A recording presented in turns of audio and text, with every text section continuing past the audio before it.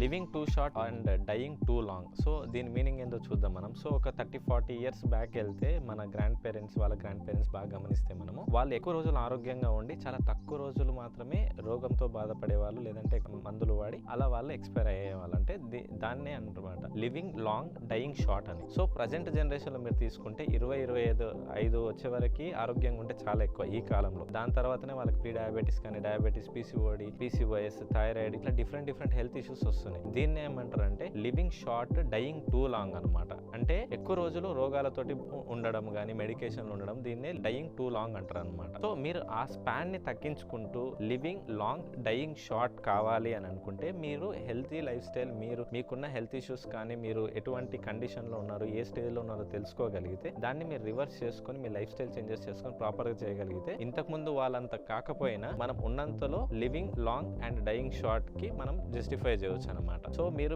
హెల్తీగా life style disorders ని reverse చేసుకుంటూ ఆరోగ్యకరంగా బరువు తగ్గాలనుకుంటే కామెంట్ చేయండి, డిఎం చేయండి. That's it from my end. Thank you very much.